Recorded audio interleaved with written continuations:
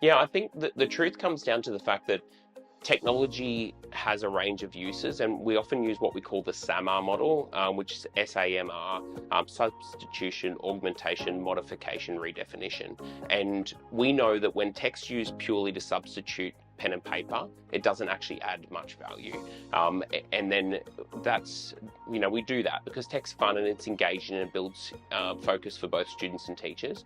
But when we take it up to that augmentation level and we start talking about things like spell checker that you can't do on a pen and paper, we start seeing those outcomes unfold. And then when we continue up to that sort of modification redefinition level where we've got two students with very different abilities, whether it be, that one of them's very good at writing on paper, but struggles to articulate things verbally, or the opposite situation. And the tech actually enables those two students to tell the same story and demonstrate their understanding of the learning, where essentially the traditional methods with pen and paper would hold back one of those students and we'd see very different outcomes in their performance. But both students have a very sound understanding of the learning, but they're unable to demonstrate it. And the tech can really be that facilitation tool to demonstrate it. So that's probably a good example.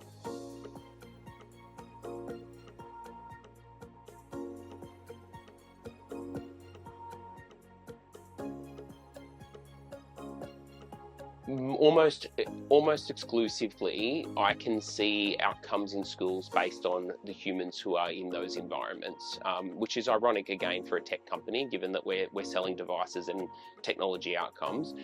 The big thing that separates one school doing amazing work from another is not budgets. It's definitely not the willingness to have a go, because we saw there was some Kevin Rudd money a number of years ago that gave a lot of schools one-to-one devices. And personally, my ethos is very much tailored towards one-to-one devices. I think shared devices create challenges, and there's already a lot of challenges, as we've mentioned, in schools. But I think without a doubt, really strong, clear vision and leadership is really important. And that probably goes for other things in schools, but I'm definitely not an expert in that. But strong vision and leadership, and then a team of integrators. So we need, someone in the tech role, someone in the teaching role or e-learning, and then, a few people around to support those folks, because it is a lot of work. These are big journeys we're going on.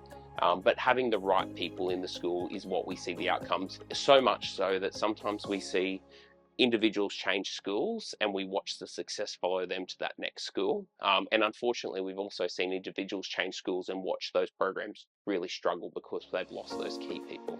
Yeah, I mean, teachers are busy. What I didn't realize when I went on this journey is, and again, this would be somewhat offensive and ironic for many people to hear, but I sort of thought that teachers had this flexibility in their jobs that doesn't really exist. And it's probably a criticism you hear from the outside in all the time, but I bet it never gets mentioned within teaching cohorts.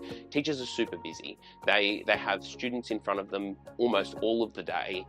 They may start early or late depending on what their roles are, but they're often filling those times with marking and lesson planning. So realistically, what we find is that for teachers to actually go on a journey themselves, when it's not within their school ecosystem, they've got to put in extra work on top of their already busy schedules, and often at very little reward, in the sense that if you're a change maker, if you're someone who's agitating an environment, it can be a lonely place to be. So what we're seeing is we see these teachers who, for some reason or another, truly believe in this stuff and see the value that it can bring.